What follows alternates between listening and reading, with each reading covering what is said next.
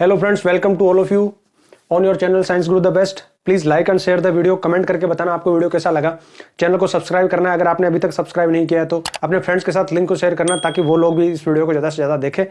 देखो, सीबीएसई ने भी हाल ही में जो सैंपल पेपर रिलीज किया है, लिंक उसका डिस्क्रिप्शन में, आप वहां से जाके देख सकते हैं सैंपल पेपर मार्किंग स्कीम के साथ में। ठीक है, आप उसको देखो, समझो, ताकि आपको समझ में आएगी सीबीएसई आपसे किस तरह के क्वेश्चंस चाह रही है। ठीक है, अब इस पर मैं 2 वीडियो पहले बना चुका हूं जिसमें हम क्वेश्चन नंबर 1 से लेकर 12 तक मैं कर चुका हूं, आपको बता चुका हूं। हर एक चीज को डिटेल में बेसिक में आपको समझाया मैंने। आप वहां से जाके देखो, आपको हर क्वेश्चन समझ में आ जाएगा। ठीक है, उसके लिंक है डिस्क्रिप्शन में उस वीडियो का, आप वहां से देख सकते हो। प्लेलिस्ट है मेरी सैंपल पेपर के नाम से, वहां से आपको मिल जाएगा। इस वीडियो में क्वेश्चन नंबर 13, 14 और 15 करने वाले अच्छे से आपको समझाऊंगा। अगर कहीं फिर भी अगर आपके भी डाउट है किसी भी क्वेश्चन में तो आप कमेंट करके बता सकते हैं, मैं उस पर आपको अलग से वीडियो प्रोवाइड करवा दूंगा। क्वेश्चन नंबर 13 है, यहां पर देखो, gas A found in the upper layer of the atmosphere is deadly poisonous but is essential for all living beings. The amount of this gas started declining sharply in the 1980s. अब यहाँ पर 2 question पूछे, A और B. Identify gas A, how is it formed at higher level of the atmosphere. देखो, ये दोनों question जो है ना 1.5 एंड 1.5 मार्क्स के, तो आइडेंटिफाई द गैस ये हाफ मार्क्स का है, how it is formed at higher level ये 1 मार्क्स का क्वेश्चन है। इसी तरह से व्हाई इट इज एसेंशियल ये हाफ मार्क कर रखा है मार्किंग स्कीम में इसको, और कॉजेज ऑफ डिप्लेशन को 1 मार्क्स में कर रखा है। ठीक है, 4 क्वेश्चन पूछ लिए आपसे। अब देखो, आइडेंटिफाई करना है गैस को and how it is formed at higher level ये बताना है। बी में पूछा है why it is essential for all living beings, study the causes of depletion for this gas. Marking scheme में जो आंसर प्रोवाइड कर रखा है वो भी ये आपके सामने है, आप यहां से भी देख सकते हैं। देखो, अब हम बात कर लेते हैं गैस कौन सी है। तो ये जो गैस है ना, ये गैस है ओजोन O3। ठीक है, हाउ इज इट फॉर्म्ड, तो ये इसका फॉर्मेशन होता है हायर एल्टीट्यूड पे यूवी रेस से, अल्ट्रावायलेट रेडिएशन से। क्योंकि अल्ट्रावायलेट रेडिएशन क्या है, हाई एनर्जी रेडिएशन है। तो हाई एनर्जी रेडिएशन होने की वजह से हायर एल्टीट्यूड पे ऑक्सीजन जो मॉलिक्यूल की फॉर्म में पाया जाता है वो स्प्लिट हो जाता है और एटॉमिक फॉर्म में कन्वर्ट हो जाता है। ठीक है, फ्री ऑक्सीजन यानी एटॉमिक फॉर्म में वो कन्वर्ट हो जाता है। अब ये जो एटॉमिक फॉर्म वाली ऑक्सीजन यानी ऑक्सीजन के एटम है, वो ऑक्सीजन मॉलिक्यूल के साथ में कंबाइन होकर O3 बना लेती है, ओजोन। ठीक है, तो ये तो इस तरह से इसका फॉर्मेशन होता है। गैस को हमने आइडेंटिफाई कर लिया, ओजोन। कैसे आइडेंटिफाई किया, डेडली पॉइजनस गैस। ठीक है, gas is found in higher altitude that is deadly poisonous but protect us, that is the ozone. ठीक है, ओजोन का एक और यूज क्या है, हम ओजोन यूज करते हैं वाटर ट्रीटमेंट के लिए। ठीक है, आपने आरओ में देखा होगा, रिवर्स ऑस्मोसिस जो प्रोसेस होती है आरओ में वाटर फिल्ट्रेशन के लिए, प्यूरिफिकेशन के लिए, तो वहां पर हम क्लोरीन यूज करते हैं और ओजोन यूज करते हैं। ओजोन बैक्टीरिया वगैरह को मारने के लिए, जर्म्स को किल करने के लिए भी ये काम में आती है वहां पर। तो ओजोन, ऑक्सीजन O2 है और ओजोन O3 है। ठीक है, इसमें 3 एटम है ऑक्सीजन के। यहां पर नीचे ये बन नहीं सकती, हमारे एटमॉस्फेयर में ये नहीं बन सकती, और ये हमारे लिए बहुत ही एक फॉर्चुनेट की बात है जिसको हम कह सकते हैं कि अगर ये हमारे एटमॉस्फेयर में नहीं बन रही है, अदरवाइज ये डेडली पॉइजनस गैस है और हमें नुकसान पहुंचा सकती थी। ये बनती है हायर एल्टीट्यूड में, क्योंकि वहां पर रेडिएशन जो यूवी रेडिएशन आ रही है सन से, वो यूवी रेडिएशन के पास हाई एनर्जी है और वो यूवी रेडिएशन की वजह से वहीं पर बन रही है। और जब ये बन गई तो फिर यूवी रेडिएशन को फिर नीचे नहीं आने देती। इसलिए हम यूवी रेडिएशन से भी सेफ है और इससे भी सेफ है ओजोन से भी, कि भाई वो नीचे नहीं है एटमॉस्फेयर में। ठीक है, ऊपर ही है। अब देखो, ये करती क्या है, तो ये हमें प्रोटेक्ट करती है किससे, यूवी रेडिएशन से। यूवी रेडिएशन क्या है, अल्ट्रावायलेट रेडिएशन है which are coming from the sun. Harmful ultraviolet radiation, ये हार्मफुल है बहुत ज्यादा हमारे लिए। क्यों हार्मफुल है, बिकॉज ये हाई एनर्जेटिक, इनके पास बहुत ज्यादा हाई एनर्जी होती है। अगर ये आए ही नीचे, और जैसे हम लोगों पर इसमें, जैसे हाँ मान लो हमारी बॉडी पर ये गिरती है करती है, तो इससे स्किन कैंसर वगैरह कोज हो सकते हैं इस तरह की रेडिएशन। न केवल ह्यूमन बीइंग बल्कि प्लांट्स को और बाकी जो ऑर्गेनिज्म है, लिविंग ऑर्गेनिज्म, उनके लिए भी ये हार्मफुल है। तो यूवी रेडिएशन से प्रोटेक्ट करने का ये हमको काम करती है। हाउ इट इज फॉर्म्ड, ये आपको बता दिया कि भाई ऑक्सीजन मॉलिक्यूल है वो एटॉमिक फॉर्म में कन्वर्ट हो जाता है, कहां पर, हायर एल्टीट्यूड में। क्यों, अल्ट्रावायलेट रेडिएशन की वजह से। Because of the high energy of ultraviolet radiation, oxygen molecule convert into oxygen atom, then the atom combine with this oxygen molecule और the other molecules and form the ozone. ठीक है, अब why is it essential, तो इसका भी answer आ गया कि it is essential to protect living organism from harmful ultraviolet radiation which are release by the sun. अब इस क्वेश्चन का आंसर देखते हैं, कॉजेज ऑफ डिप्लीशन। देखो क्या हुआ कि 1980s में अभी इतना नहीं है, ये जो प्रॉब्लम है ना, ये अभी इतनी मेजर प्रॉब्लम नहीं है हमारे लिए कि ओजोन लेयर डिप्लीट हो रही है। ठीक है, ओजोन परत की मोटाई जो है कम हो रही है ना। ये ओजोन परत जो है ना वो स्ट्रेटोस्फीयर में पाई जाती है लगभग 50 किलोमीटर के आसपास। ठीक है, सरफेस से 50 किलोमीटर के आसपास ये ओजोन लेयर पाई जाती है। ज्यादा मोटी नहीं है, ये जो परत है 2 सेंटीमीटर 3 सेंटीमीटर मोटी। ठीक है, 2-3 सेंटीमीटर की एक लेयर है ओजोन गैस की। ठीक है, दैट्स ऑल। अब क्या हुआ कि 1980s में, स्पेशली 1987 में, 87 के आसपास जो अंटार्कटिका है हमारा, अंटार्कटिका के ऊपर देखा गया सैटेलाइट इमेजेस में, ये देखा गया कि अंटार्कटिका के ऊपर जो ओजोन लेयर है उसमें एक बड़ा सा होल नजर आ रहा है सैटेलाइट पिक्चर्स में। तो फिर साइंटिस्ट ने इस पर काम किया और देखा, सोचा कि भाई ये क्यों हो रहा है। तब उनको पता चला कि ये जो ओजोन लेयर में जो होल हो रहा है, जिसको हम कह सकते हैं डिप्लीशन हो रहा है, ये बिकॉज ऑफ सम केमिकल्स है, और these chemicals are released by the human being on in the atmosphere. कि कुछ ऐसे केमिकल्स है, हार्मफुल केमिकल्स है, जो केमिकल्स रिलीज हो रहे हैं एयर में, और वो केमिकल्स जब ऊपर जा रहे हैं वहां पर, तो वहां ओजोन के साथ में रिएक्शन करके ओजोन का डिप्लीशन कर रहे हैं। तो ये जो केमिकल है, ये केमिकल है स्पेशली कौन, क्लोरोफ्लोरोकार्बन्स। ठीक है, अभी आजकल तो ये बैन है या बहुत कम यूज में आता है। उस टाइम जब हमारे पास अल्टरनेटिव नहीं थे, ये एक है ना फ्रीजिंग एजेंट है, कूलिंग एजेंट है। ठीक है, कूलिंग एजेंट है। तो रेफ्रिजरेटर में, फायर एक्सटिंग्विशर में और एसीज में, एयर कंडीशनर में इसका यूज किया जाता है, एज ए कूलिंग एजेंट किया जाता था। अब नहीं, अब बहुत कम। अब हमें लिक्विड नाइट्रोजन और बाकी सारी चीजें इस तरह की आ गई, दूसरे इसके जो है ना अल्टरनेटिव हमारे पास में, जो एनवायरमेंट फ्रेंडली है। तो ये CFCs क्लोरोफ्लोरोकार्बन जब एटमॉस्फेयर में जाता है तो हायर एल्टीट्यूड में जाके वहां पर ये ओजोन के साथ में रिएक्शन करता है। कॉजेज ऑफ डिप्लीशन, जो कॉजेज ऑफ डिप्लीशन मेन जो है ना वो CFCs है, क्लोरोफ्लोरोकार्बन्स। अब ये क्लोरोफ्लोरोकार्बन क्या है और ये कैसे होते हैं? मेन जो डिप्लीटिंग एजेंट है ना वो CFCs है। इसके अलावा आप यहाँ पर है ना HCFCs भी लिख सकते हो, हाइड्रोक्लोरोफ्लोरोकार्बन, HCFCs। ठीक है, CFCs, HCFCs एंड हेलोन्स, ये मेन इसके डिप्लीटिंग एजेंट है, जो इसको डिप्लीट करते हैं ओजोन लेयर को, जिसमें सबसे ज्यादा जिसका रोल है ना वो CFCs है, क्लोरोफ्लोरोकार्बन्स। ठीक है, इसके अलावा HCFC यानी हाइड्रोक्लोरोफ्लोरोकार्बन्स भी है और कुछ हेलोन्स भी है। ये कुछ केमिकल रिएजेंट है जो इसको डिप्लीट करते हैं। अब ये क्लोरोफ्लोरोकार्बन किस तरह से डिप्लीट करता है, इसकी कैसे ओजोन के साथ में रिएक्शन होती है, वो आप यहाँ देखो ये क्लोरोफ्लोरोकार्बन है, CF2Cl2। ठीक है, डाइक्लोरोकार्बन। ठीक है, 2 फ्लोरीन के एटम है, 2 क्लोरीन के एटम और एक कार्बन है। कार्बन की 4 वैलेंसी होती है, फ्लोरीन और क्लोरीन दोनों हेलोजन 17वें ग्रुप के, दोनों की एक वैलेंसी है। तो 2 फ्लोरीन और 2 क्लोरीन जुड़ गए, ये कार्बन के साथ में 2 फ्लोरीन जुड़ गए और 2 क्लोरीन जुड़ गए। ठीक है, इस तरह से तो ये बन गया अपना, क्या बन गया, CF2Cl2 बन गया। ठीक है, ये गैसेस कंपाउंड है। स्ट्रेटोस्फीयर में पहुंच गया, जहां पर ओजोन है वहां पर अल्ट्रावायलेट रेडिएशन आ रही है, हाई एनर्जी है इनमें अल्ट्रावायलेट रेडिएशन में, तो इसका डिकम्पोजिशन हो जाएगा और यहां से क्या हो जाएगा, एक क्लोरीन एटम अलग हो जाएगा। अब जो बच गया वो क्या बच गया, वो बच गया CF2Cl। तो CF2Cl तो बच गया और ये क्लोरीन एटम एक अलग हो गया, या जिसको हम कह सकते हैं क्लोरीन रेडिकल। ये क्लोरीन रेडिकल अब वहां पर क्या करेगा, ओजोन के साथ में रिएक्शन करेगा और ओजोन का डिकम्पोजिशन करेगा। जब ये ओजोन के साथ में रिएक्शन करेगा तो ये बनाएगा क्लोरीन मोनोऑक्साइड। ठीक है, ClO, और ओजोन को तोड़ दिया किसमें, ऑक्सीजन में, ऑक्सीजन मॉलिक्यूल बन गया O2। अब ये जो क्लोरीन मोनोऑक्साइड यहां पर बनाया, ये क्लोरीन मोनोऑक्साइड ऑक्सीजन के एटम के साथ में रिएक्शन करके वापस बनाएगा, देखो क्लोरीन रेडिकल बनाएगा और ऑक्सीजन बना लेगा। अब देखो ये क्लोरीन मोनोऑक्साइड जो बना यहां पर, ये क्लोरीन मोनोऑक्साइड ऑक्सीजन के एटम के साथ रिएक्शन करेगा, और ये एटम कहां से आया, ये यहां से आया। अल्ट्रावायलेट रेडिएशन की जब रिएक्शन ऑक्सीजन के साथ होती है तो जो फ्री ऑक्सीजन बनता है, ऑक्सीजन के एटम बनते हैं, ये एटम इसको इजीली वहां मिल जाएंगे इसको। तो ये इनके साथ में रिएक्शन करके, ऑक्सीजन के एटम के साथ रिएक्शन करके क्या बना लेगा, ये क्लोरीन का जो रेडिकल है या क्लोरीन एटम है वो फिर से अलग हो जाएगा और ऑक्सीजन बन जाएगी। अब देखो बार बार क्या होता है, अब ये क्लोरीन अलग हुआ, ये क्लोरीन वापस यहां जाएगा और फिर से ओजोन को तोड़ेगा। अभी देखो यहां से केवल एक क्लोरीन रिलीज हुआ है, यहां पर यहां CF2Cl2 से एक क्लोरीन अलग हुआ है। अभी तो एक और एटम है, ये और अलग होगा। तो ये इस एक ने क्या किया, इस एक ने एक ओजोन के मॉलिक्यूल को तोड़ दिया ऑक्सीजन में। अब ये वापस और बनाया जो क्लोरीन मोनोऑक्साइड, ये फिर से क्या करेगा, ऑक्सीजन के एटम के साथ रिएक्शन करके फिर से फ्री क्लोरीन रेडिकल बना लेगा। वो फिर जाके अभी दूसरे को फिर तोड़ेगा, दूसरे मॉलिक्यूल को फिर तोड़ेगा, फिर यही रिएक्शन होगी, क्लोरीन मोनोऑक्साइड बनेगा। वो क्लोरीन मोनोऑक्साइड ऑक्सीजन एटम के साथ में, इसके साथ में रिएक्शन करके फिर से क्लोरीन रेडिकल बना लेगा। अब देखो एक बार एक क्लोरीन का जो रेडिकल है, एक जो क्लोरीन एटम है यहां पर, वो कितने सारे ओजोन को मॉलिक्यूल को बार बार तोड़ रहा है इस रिएक्शन से। आप देखो ये ClO बन गया है, ClO बन के फिर से वापस Cl हो जाएगा, फिर से यहां से ओजोन को तोड़ के फिर ClO बनाएगा, वो ClO फिर ऑक्सीजन एटम के साथ रिएक्शन करेगा। तो बार बार ये चेन रिएक्शन होती रहती है और ओजोन के मॉलिक्यूल टूटते रहते हैं। इस तरह से ओजोन लेयर डिप्लीशन होता है। अब क्या हुआ, जब ये पता चला 1980s में सैटेलाइट पिक्चर से कि भाई अंटार्कटिका के ऊपर ओजोन लेयर जो है वो डिप्लीट हो गई, बड़ा सा होल नजर आने लगा सैटेलाइट इमेजेस में, तो साइंटिस्ट लोगों ने रिसर्च किया, इस पर काम किया। तब उनको पता चला कि भाई इन सब वजह से ये हो रहा है, तो इन CFCs को बैन होना चाहिए। ठीक है, इन पर बैन होना चाहिए या इनका लेवल बहुत कम कर दे। तो उसके बाद धीरे धीरे इनका जो प्रोडक्शन है वो रिड्यूस हुआ।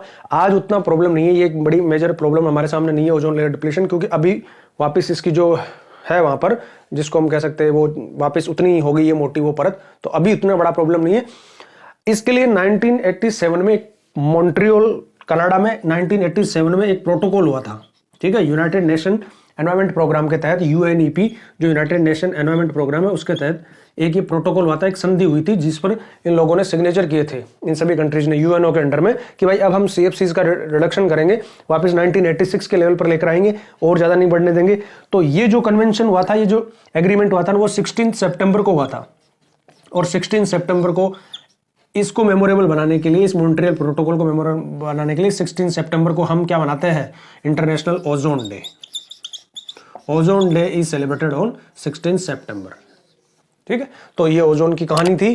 ठीक है, तो ये क्वेश्चन में आपको ये जो मेन पॉइंट है वो इस तरह से लिखने समझ। अब सेक्शन सी हमारे यहाँ से स्टार्ट हो गया। Question number 14 and 15 section C में 4 मार्क्स के क्वेश्चन है।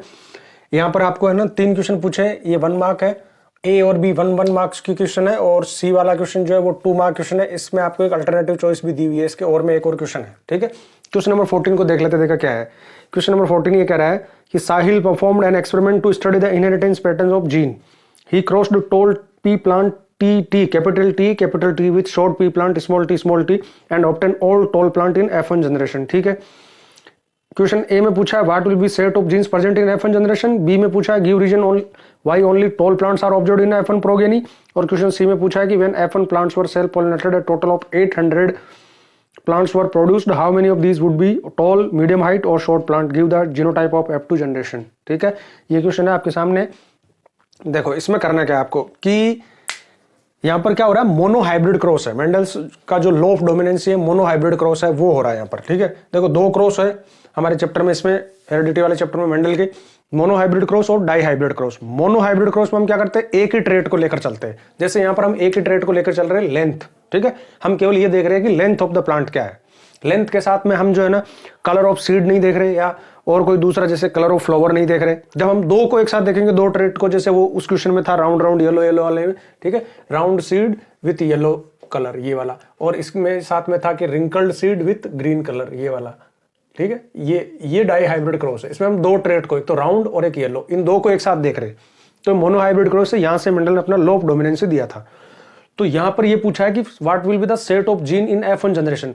अगर इसका इसके साथ क्रॉस करवाए तो F1 जनरेशन में सेट ऑफ जीन क्या होगा, तो F1 जनरेशन में सेट ऑफ जीन ये होगा, एक कैपिटल टी, एक स्मॉल टी, एक डोमिनेंट जीन होगा, एक रिसेसिव जीन होगा, और एपियर कौन सा होगा, ओनली डोमिनेंट विल एपियर। यही तो लॉ ऑफ डोमिनेंसी है। तो सेट ऑफ जीन तो होगा ये, और दिखने में सारे प्लांट कैसे दिखेंगे, टॉल, ड्वार्फ नहीं दिखेगा कोई भी प्लांट। ठीक है, तो इसको समझते हैं। लॉ ऑफ डोमिनेंसी जो मेंडल ने दिया था वो क्या है, मेंडल ने ये कहा था कि when A dominant trait cross breed with A recessive trait in F1 generation only dominant trait will appear, the recessive trait will not appear in F1 generation, this is called law of dominancy। ठीक है, कि जब एक dominant trait को एक recessive trait के साथ में ब्रीडिंग करवाएंगे तो F1 जनरेशन में केवल डोमिनेंट ट्रेट ही अपीयर होगा, यानी इनका फिनोटाइप जो होगा वो क्या होगा, ऑल टॉल, और जीनोटाइप जो होगा वो क्या होगा। अगर हमका जीन देखे तो F1 जनरेशन में यहाँ पर 50% जीन डोमिनेंट और 50% जीन रिसेसिव वाले, लेकिन अपीयर कौन हो रहा है, ओनली डोमिनेंट, यानी टॉल। दिखने में पौधा कैसा दिखेगा, लंबा ही दिखेगा। ठीक है, तो ये लॉ ऑफ डोमिनेंस है। तो सेट ऑफ जीन ये है, देखो ये पेरेंटल प्लांट है ना, ये जो इस तरह का जो जीन होते हैं ना, इनको हम डोमिनेंट जीन कहते हैं। कैपिटल टी डोमिनेंट है, स्मॉल टी यहां पर रिसेसिव है। The gene which appear in F1 generation is called dominant and the gene which do not appear in F1 generation is called recessive. जैसे यहां पर dwarfism जो है ना वो रिसेसिव है, और टॉलनेस जो है वो डोमिनेंट ट्रेट है, क्योंकि वो F1 जनरेशन में अपीयर हो जाएगा, और ये F1 जनरेशन में अपीयर नहीं होगा, तो इसका क्या होगा, ये F2 जनरेशन में अपीयर होगा। ठीक है, तो ये इनके गेमेट फॉर्मेशन हो गई भाई, ये है तो इसके ये दोनों गेमेट बन गए, कैपिटल टी, इसके दोनों स्मॉल टी गेमेट बन गए।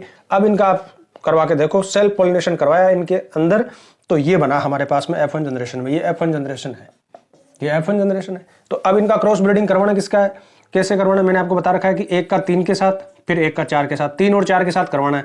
1 का करवा दो पहले, फिर 2 का करवा दो, 1 का 3 के साथ, 1 का 4 के साथ, फिर 2 का 3 के साथ, फिर 2 का 4 के साथ। तो 1 का 3 के साथ, ये 1 का 3 के साथ, फिर 1 का 4 के साथ, ये 1 का 4 के साथ, 2 का 3 के साथ, फिर 2 का 4 के साथ। सब जगह क्या मिलेगा हमको, एक कैपिटल टी और एक स्मॉल टी। तो सेट ऑफ जीन क्या हो गया यहाँ पर, कैपिटल टी स्मॉल टी हो गया। अब क्वेश्चन ये पूछा है कि give reason why only tall plants are observed in F1 generation. तो इसके आंसर में आप ये लिखो, because of the law of dominancy in F1 generation only dominant trait will appear when capital T that is dominant is crossed with small t that is recessive, only dominant trait will appear in F1 generation only dominant trait. सारे के सारे कैसे हुए, T और T, A capital A small, लेकिन दिखेगा कैसा पौधा, पूरा लंबा और या बीच का। इसका मतलब ये नहीं है कि भाई लंबा और बोना दोनों है तो पौधा शॉर्ट मीडियम हाइट का हो जाएगा, नहीं, या तो वो फुल हाइट का होगा या फिर वो शॉर्ट होगा, मीडियम हाइट का कोई नहीं होता। ठीक है, मीडियम हाइट वाला ये आया लेकिन ये रिसेसिव है, ये अपियर ही नहीं होगा। जब एक डोमिनेंट है यहाँ पर जीन तो डोमिनेंट ही अपियर होगा, रिसेसिव अपियर नहीं होगा। रिसेसिव कब अपियर होगा, जब दोनों रिसेसिव होंगे। जब ये सिचुएशन होगी ना तब वो ड्वार्फ प्लांट बनेगा। जब तक ये सिचुएशन होगी टॉल होगा, जब ये सिचुएशन होगी तो भी टॉल होगा, क्योंकि यहाँ पर एक डोमिनेंट है तो डोमिनेंट जैसा ही होगा प्लांट। जब ये सिचुएशन होगी तब शॉर्ट प्लांट बनेगा। अब नेक्स्ट पार्ट देखते हैं इसका। देखो C, in F2 how many out of 800 tall medium height short give genotype of F2 generation की। अब देखो आगे F2 जनरेशन लेते हैं इनकी। ये अब हमारे पास पेरेंट हो गए जो F1 जनरेशन में, ठीक है, एक कैपिटल एक स्मॉल टी। अब इनके ये गैमेट फॉर्मेशन हो गया, एक कैपिटल एक स्मॉल, एक कैपिटल एक स्मॉल। अब ये F2 जनरेशन होगी, सेल्फ पॉलिनेशन कराया, F2 जनरेशन बनाते हैं। तो देखो क्या होगा, मैंने आपको बताया 1 का 3 के साथ, 2 का 4 के साथ, फिर 2 का 3 के साथ और 2 का 4 के साथ, 1 का 3 के साथ, 1 का 4 के साथ, ठीक है, ये 1 का 3 और 4 के साथ, फिर दूसरे का 3 और 4 के साथ, ऐसा करवाना है। तो ये हमें मिल गए। देखो कैपिटल टी दोनों कैपिटल, कैपिटल और स्मॉल, कैपिटल और स्मॉल, स्मॉल कैपिटल तो capital small, small small small small. अब देखो यहाँ पर ये 3 प्लांट टॉल प्लांट है और एक शॉर्ट प्लांट है, ठीक है। हालांकि इनमें एक जीन जो है ना डोमिनेंट है और एक रिसेसिव है, लेकिन अपियर कैसे होंगे, रिसेसिव तो अपियर ही नहीं होगा, ठीक है। ये दिखने में कैसे दिखेंगे, दिखने में कैसे दिखेंगे, टॉल ही दिखेंगे। तो ये 3 तो हो गए टॉल और एक हो गया कौन, शॉर्ट प्लांट। अब आउट ऑफ 800 कितने होंगे भाई, 3:1 में कन्वर्ट कर दो 800 को, तो कितना हो गया 600:200, 600 और 200 हो जाएंगे, यानी 600 प्लांट तो हमारे पास कैसे हो जाएंगे, टॉल प्लांट हो जाएंगे 600, और 200 प्लांट कैसे हो जाएंगे, शॉर्ट प्लांट हो जाएंगे 200, ठीक है। अब क्या पूछा है इसमें, जीनोटाइप पूछा है। देखो फिनोटाइप क्या है इनका, फिनोटाइप है 3:1, ठीक है। फिनोटाइप और जीनोटाइप इसको समझ लो आप, ये क्या होता है फिनोटाइप एंड जीनोटाइप। देखो फिनोटाइप का मतलब होता है एक्सटर्नली विजिबल, बाहर से दिखने में जैसा दिखते हैं। तो बाहर से दिखने में हमें क्या दिखेंगे, ये 3 लंबे दिखेंगे और 1 बोना दिखेगा, 3 टॉल 1 ड्वार्फ। तो 3:1 हो गया इनका फिनोटाइप। फिनोटाइप मतलब एक्सटर्नली विजिबल कैरेक्टर, और जीनोटाइप मतलब जेनेटिकली स्ट्रक्चर। इनकी जेनेटिकली क्या है जेनेटिक स्ट्रक्चर कैसी है, तो जेनेटिकली ये कैसे है, प्योर टॉल, ठीक है। और 2 प्लांट कैसे है, जो है तो दिखने में तो ऐसे, लेकिन इनमें 50% जीन कैसे है, ड्वार्फ वाले, और एक प्योर ड्वार्फ। तो 1:2:1 ये इनका जीनोटाइप हो गया। यानी जीन जेनेटिकली कैसे है, तो जेनेटिकली इनका रेशियो हो गया 1:2:1। भाई 2 तो जेनेटिकली 100% जीन में सारे के सारे जीन कैसे है, टॉल वाले। 2 ऐसे है, मतलब एक तो ऐसा है जिसमें 100% जीन टॉल वाले हैं, 2 प्लांट ऐसे हैं जिनमें 50% जीन डोमिनेंट वाले और 50% जीन रिसेसिव वाले, और एक प्लांट ऐसा है जिसमें 100% जीन कैसे है, शॉर्ट वाले हैं, ड्वार्फ वाले। तो जीनोटाइप हो गया 1:2:1, 1:2:1। और फिनोटाइप बाहर से दिखने में कैसे दिखेंगे, 3 लंबे 1 बोना, 3 टॉल 1 ड्वार्फ। तो 3:1 हो गया इनका फिनोटाइप। तो हमें जीनोटाइप पूछा तो आप जीनोटाइप लिखो 1:2:1, ये इनका जीनोटाइप हो गया, ठीक है। अब इसके और में जो क्वेश्चन कर रखा है ना उसको समझते हैं, वो क्या है। When F1 plant were cross pollinated with plant having small t gene, ठीक है। F1 प्लांट अभी हमने देखा था, यहाँ पर जो हमारे F1 प्लांट आए थे वो क्या थे, वो सारे के सारे ये थे, ठीक है। तो F1 प्लांट का जब क्रॉस करवाया जाता है स्मॉल टी वाले के साथ में, तो F2 जनरेशन में जो हमको मिलेगा, a total 800 plants were produced, total 800 produce हो रहे हैं। How many of these would be tall, medium height और short plant, give the genotype of F2। तो सेम यही क्वेश्चन पूछा है कि भाई इसमें से टॉल और शॉर्ट वाले कितने होंगे और जीनोटाइप बताना है F2 का। लेकिन ये पेरेंट हो गए, ये इनके गैमेट हो गए, एक कैपिटल एक स्मॉल आ गया, इधर दोनों स्मॉल है आगे। अब मैंने आपको क्या बता रखा है, 1 का 3 के साथ, फिर 1 का 4 के साथ, ठीक है, फिर 2 का 3 के साथ और फिर 2 का 4 के साथ। तो 1 का 3 के साथ एक कैपिटल एक स्मॉल, 1 का 4 के साथ एक कैपिटल एक स्मॉल, ठीक है। आगे फिर 2 का 3 के साथ, 2 का 4 के साथ, तो capital T sorry small T दोनों स्मॉल टी दोनों स्मॉल। अब देखो आपको दिखने में ये प्लांट कैसे दिख रहे हैं, तो दिखने में देखो ये क्या है, ये हालांकि एक रिसेसिव है स्मॉल टी और एक कैपिटल है, लेकिन दिखने में कैसा दिखेगा, कैपिटल टी के जैसा। यानी ये प्लांट कैसा दिखेगा हमको, टॉल दिखेगा। और ये दोनों के दोनों रिसेसिव है तो ये अपीयर होगा, अगर इनके साथ एक कैपिटल आ गया तो नहीं होगा। तो ये दोनों प्लांट कैसे हो जाएंगे, शॉर्ट हो जाएंगे। तो जीनोटाइप कैसा हो गया भाई, 2 प्लांट तो हो गए टॉल और 2 ही हो गए शॉर्ट। तो जीनोटाइप क्या हो गया, 1:1, ये हो गया इनका genotype, 1 capital T small T and 1 small T, ये हो गया। अब फिनोटाइप बाहर से दिखने में भी कैसे दिखेंगे, ऐसे ही दिखेंगे, 2 छोटे दिखेंगे और 2 लंबे दिखेंगे। तो फिनोटाइप भी इनका 1:1 हो गया, 1:1। फिनोटाइप और जीनोटाइप दोनों सेम हो गए, इक्वल हो गए। अब वही क्वेश्चन पूछ लिया कि 800 आउट ऑफ 800, तो यहाँ पर जब रेशियो क्या है, जीनोटाइप 1:1 है, तो आधे आधे हो जाएंगे भाई दोनों। भाई 400 प्लांट तो ये हो जाएंगे और 400 ये हो जाएंगे, ठीक है। तो क्वेश्चन हमारा यहाँ पर है ये क्वेश्चन आपके सामने जो दे रखा है ना, ये इस तरह से कि Ansari sir was demonstrating an experiment in his class with the setup shown in the figure below. ये जो फिगर दे रखा है ना, इस तरह का सेटअप है, वो कुछ डेमोन्स्ट्रेट कर रहे हैं। A magnet is attached to spring, the magnet को can go in and out of the stationary coil. He lifted the magnet and release it to make it oscillate through the coil. Based on your understanding of the phenomena answer the following question. यहाँ पर आपको 3 question पूछे जिनके answer देना है। Question ए में पूछा है what is the principle which Ansari sir is trying to demonstrate. Principle क्या है वो जिसको वो डेमोन्स्ट्रेट करे। क्वेश्चन बी में है कि what will be observed when the magnet start oscillating through the coil. जब ये मैग्नेट ऑसिलेशन करेगी तब क्या ऑब्जर्व होगा। Explain the reason behind this observation, और उसका रीजन बताना है हमें। थर्ड में पूछा है कि consider the situation where the magnet goes in and out of the coil, state 2 changes which could be made to increase the deflection in the galvanometer. ठीक है, देखो क्वेश्चन समझ में आ गया आपको। एक इस तरह का डेमोन्स्ट्रेशन वो कर रहे हैं और यहाँ पर आपसे पूछा है कि क्या प्रिंसिपल है जो वो डेमोन्स्ट्रेट कर रहे हैं उसका, और क्या ऑब्जर्वेशन होगा और उस ऑब्जर्वेशन का रीजन क्या है ये बताना है। थर्ड ये पूछा है कि ज्यादा डिफ्लेक्शन हो गैल्वेनोमीटर में, इसके लिए आप क्या सेटअप में क्या चेंज करोगे। 2 चेंज वो पूछे। तो देखो ये जो सेटअप है आप इससे समझ जाओ। इसमें क्या है, एक तो स्टेशनरी कॉइल है, स्टेशनरी कॉइल है ना, ये स्टेशनरी कॉइल है, और एक है मैग्नेट, कॉइल और मैग्नेट। ठीक है, और स्टेशनरी कॉइल में क्या लगा रखा है, गैल्वेनोमीटर। अच्छा, गैल्वेनोमीटर क्या करता है, galvanometer instrument which use to detect the current, current की पहचान करने के लिए कि किसी सर्किट में करंट है या नहीं है, इसके लिए हम गैल्वेनोमीटर लगाते हैं। देखो एमीटर का रोल हो गया to measure the electric current, और गैल्वेनोमीटर का रोल हो गया to detect the current whether current is absent और प्रेजेंट। ठीक है, करंट है भी कि नहीं है।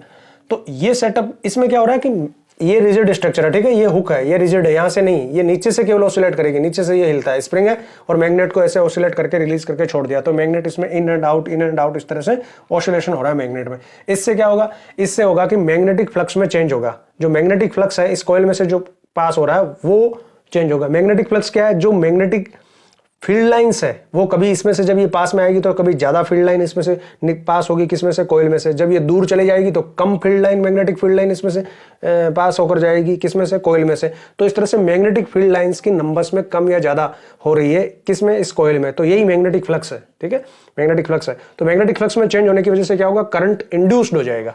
तो यहां पर ये जो प्रिंसिपल है ना, इसका नाम हो गया electromagnetic induction. What is electromagnetic induction? Electromagnetic induction is when there is a relative motion between magnet and stationary coil, a current will be induced in the coil. That is called induced current, and this effect is called electromagnetic induction. जब magnet और coil के बीच में relative motion हो, चाहे तो दोनों motion में हो, चाहे इनमें से कोई एक मोशन में हो, तब कॉइल में करंट इंड्यूस्ड हो जाएगा मैग्नेट की वजह से, क्योंकि मैग्नेटिक फ्लक्स में चेंज होगा। जो कॉइल में से मैग्नेटिक फील्ड लाइंस कभी कम गुजरेगी, कभी ज्यादा गुजरेगी। तो मैग्नेटिक फ्लक्स में चेंज होने की वजह से इस कॉइल में करंट इंड्यूस्ड हो जाएगा। यही जनरेटर का प्रिंसिपल है, जनरेटर में यही होता है। ठीक है, तो मैग्नेटिक फ्लक्स में चेंज होने की वजह से कॉइल में करंट इंड्यूस हो जाएगा, जिसको हम इंड्यूस्ड करंट कहेंगे, आई इंड्यूस्ड करंट, और ये फिनोमेना कहलाता है इलेक्ट्रोमैग्नेटिक इंडक्शन। अब अगला जो क्वेश्चन है ना, उसका आंसर देखो, what will be observed when magnet start oscillating give reason. ठीक है, तो जब हम ये मैग्नेट ऑसिलेट करेगी तो हम क्या ऑब्जर्व करेंगे, गैल्वेनोमीटर की निडल में डिफ्लेक्शन ऑब्जर्व करेंगे, and this deflection shows that induced current is produced in the stationary coil. When the magnet start oscillating, there will be induced current in the coil, and it can be observed by the galvanometer by the deflection of the needle of galvanometer. अब question C में पूछा है state 2 changes to increase deflection in galvanometer. Galvanometer में deflection ज्यादा हो, इसके लिए क्या 2 चेंज करने हैं। तो देखो, या तो आप मैग्नेट की स्ट्रेंथ बढ़ा दो या फिर कॉइल की स्ट्रेंथ बढ़ा दो। ठीक है, तो या तो स्ट्रॉन्गर मैग्नेट यूज करें या फिर कॉइल ऐसी यूज करें जिसमें ज्यादा टर्न्स हो, नंबर ऑफ टर्न्स, ये है ना, ये घेरे, ये नंबर ऑफ टर्न्स ज्यादा हो, तो इंड्यूस्ड करंट की स्ट्रेंथ ज्यादा हो जाएगी। ठीक है, induced current is directly proportional to the strength of magnetic field B. ठीक है, and induced current I is directly proportional to the number of turns and number of turn. ठीक है, नंबर ऑफ टर्न्स का directly proportional induced current, और magnetic field B की, magnetic field होता है B, इन दोनों के डायरेक्टली प्रोपोर्शनल होता है। तो स्ट्रॉन्ग मैग्नेट यूज करें या फिर नंबर ऑफ टर्न्स अगर हम इंक्रीज कर दें तो डिफ्लेक्शन ज्यादा होगा, यानी हमें करंट, जो इंड्यूस्ड करंट है वो ज्यादा मिलेगा। ठीक है, अब इसके और में जो क्वेश्चन है वो देखते हैं क्या है। देखो, is there any difference in the observation in the galvanometer when the magnet swings in and then out of the stationary coil, justify your answer. क्या कहीं कोई डिफरेंस होगा गैल्वेनोमीटर में जब मैग्नेट इन होगी और फिर आउट होगी, तब गैल्वेनोमीटर में क्या डिफरेंस आएगा। ठीक है, तो देखो, जब एक बार अंदर की तरफ आएगी तब गैल्वेनोमीटर की निडल में एक तरफ डिफ्लेक्शन होगा, मान लो लेफ्ट या राइट, कैसे भी मान लो, एक तरफ होगा, जिस तरफ होना है, सपोज कि राइट में हुआ। अब जब मैग्नेट बाहर की तरफ जाएगी तब इसमें जो है ना वो डिफ्लेक्शन लेफ्ट की तरफ होगा। ये है ऑब्जर्वेशन, ठीक है। इसका आंसर ये लिखना है कि when magnet moves in the galvanometric needle show deflection in one side, से लेफ्ट से राइट, कुछ भी एक तरफ कह लो, राइट कह लो, चलो से right. When magnet moves out the galvanometer needle will show reflection opposite to the previous one, ठीक है। यानी इस बार किधर होगा, पिछली बार राइट में होता था, इस बार लेफ्ट में होगा, ठीक है ना। क्योंकि डायरेक्शन, जब मैग्नेटिक फ्लक्स की डायरेक्शन चेंज होगी तो करंट की डायरेक्शन भी चेंज हो जाती है, ठीक है। तो जब पहले इस तरफ आ रही थी मैग्नेट तो करंट की डायरेक्शन अलग थी, अब जब वापस बाहर जा रही तो करंट की डायरेक्शन अलग होगी। यानी यहाँ कौन सा करंट हो रहा है, एसी करंट प्रोड्यूस हो रहा है, अल्टरनेटिव करंट, ठीक है। एक बार ये डायरेक्शन तो दूसरी बार ये अपोजिट।